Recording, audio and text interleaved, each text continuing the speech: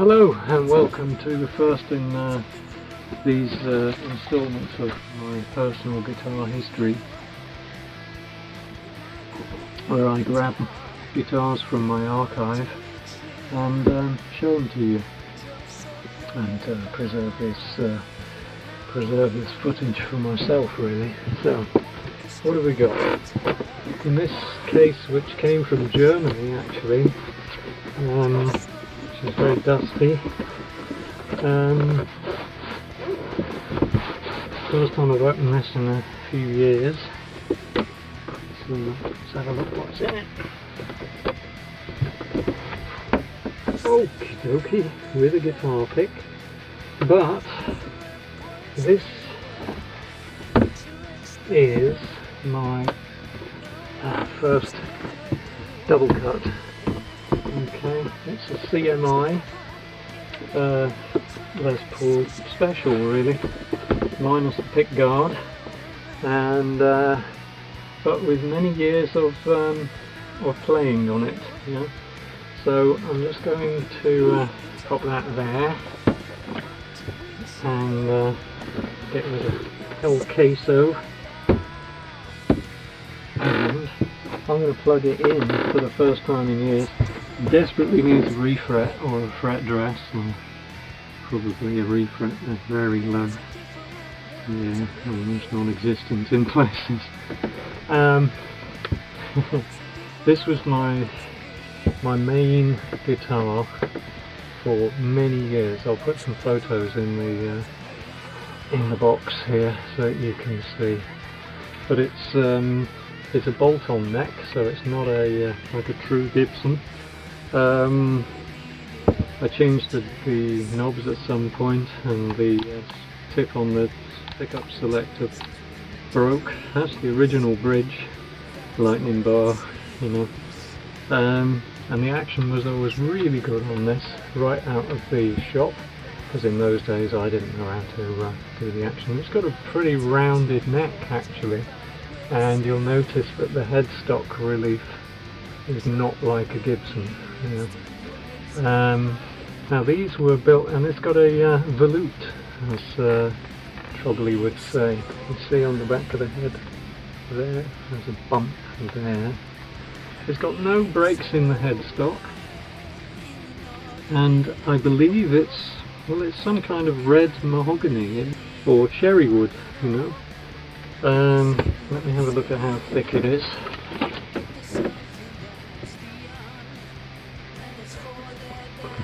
It's really exciting. Actually, it's a two-piece body. It's a sandwich.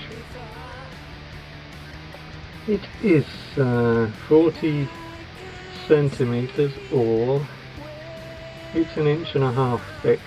Yeah. So a Les Paul proper is 2 inches. So that's 1.5 inches, but it's still got some weight to it, you know. It's a solid thing. 2 P90 dog-eared pickups, and not far off tuned. But I used to tune down on this one. It was the period when I was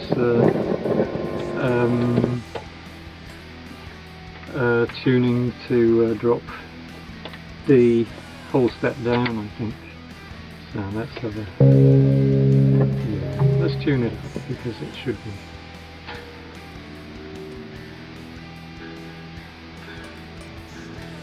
So yeah, no auto tuners.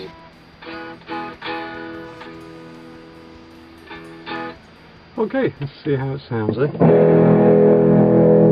That's rhythm pickup, full volume. Let's take off the delay and the reverb. Sounds great.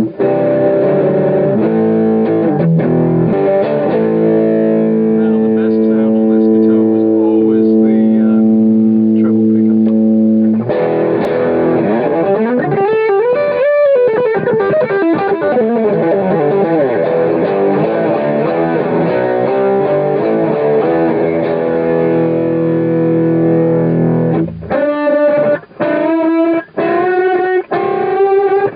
I used to play it through a Vox AC30, and this is a Vox AC30 on my Kemper. So if we take, if I take the gain right off, that's the sound pretty much I used to get.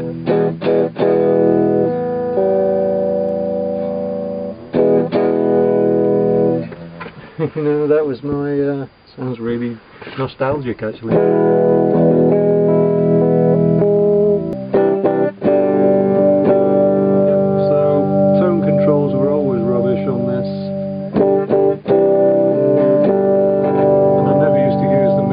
Much. It has got that sort of Les Paul sound to it, in the middle.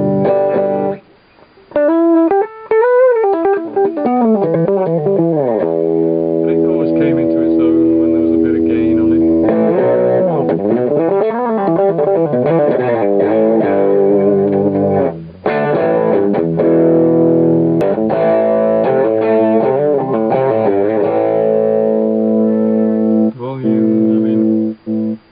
It does tend to just come on at about 3, it doesn't really do the CTS thing, but I've never actually looked at what the pots were, maybe I will.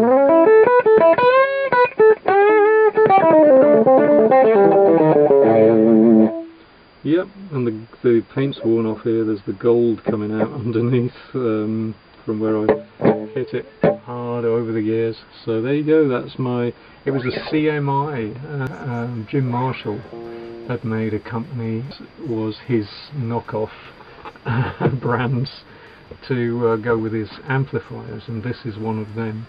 I'd gig this, no problem, and the neck is completely straight, completely solid to this day. Pickups still sound great, you know, it's taken a beating. I had a guitar synth pickup on it at one stage and drilled directly into the top in order to mount that like a stupid idiot.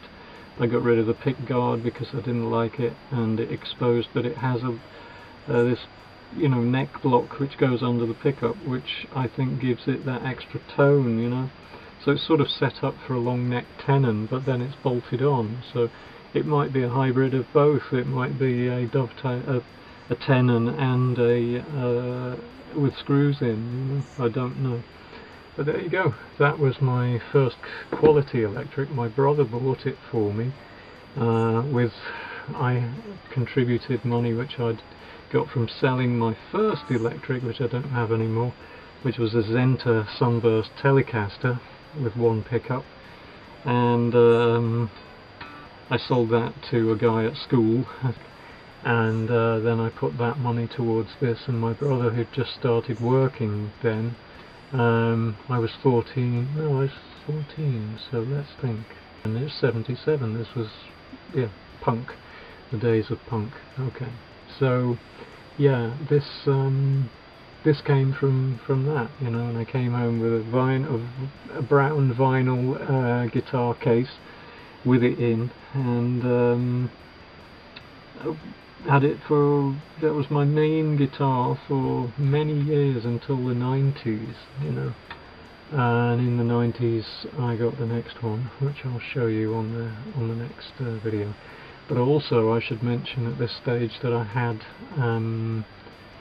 initially learnt on a Spanish guitar, an acoustic Spanish guitar, which was a really wide neck, and that taught me how to stretch my fingers well.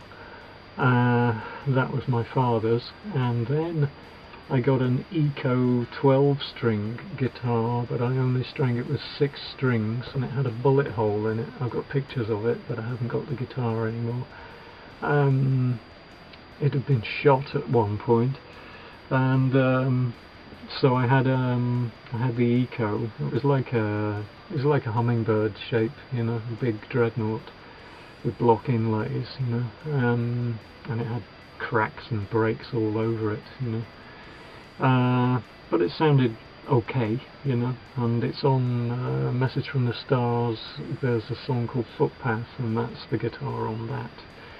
And eventually in the 90s also I got a new acoustic. So really I spent a long time with the same gear. I longed after a cherry red 335, Gibson 335, and my father brought one home one time. I think it was an Epiphone Senator, and it was red, and it hung on the wall for a few days because he was putting some strings on it for the person who owned it, and I sneakily played it a little bit, and I was in love, you know, and I always wanted one of those, you know, but I have never owned a 335 yet, so that's one thing I hope to do, you know. And it was retired and put in a shed, and then I was playing one of my other guitars, which I'll show you in a bit, and then it got lots of checking on it when it was there. Yeah, here, there's big cracks here in checking, so it's got to be a nitrocellulose finish on it. There's another one there. Just from the freezing temperatures, there's one there as well, and it was in, you know, over winter in a freezing cold condition, and but it survived well. And I don't know whether you can see the pancaking on it. It's got, like the Gibsons used to do. You see this stripe down the middle where it joins. There. So that's CMI. So there you go. That's the first one. So I'm just going to do a few sweeps for the camera there, a bit better light.